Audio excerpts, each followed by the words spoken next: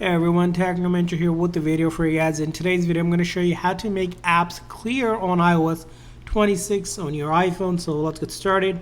So really simple. First thing you're going to do is pick any app, doesn't matter which one, and you're going to long press and hold. So I'll long press and hold one of the apps here. And the reason why we do that is we want to go into that edit home screen option from that app. And once we do that, from there on, we're going to click on that edit on the left top corner. And finally, from there on, we're going to click on Customize.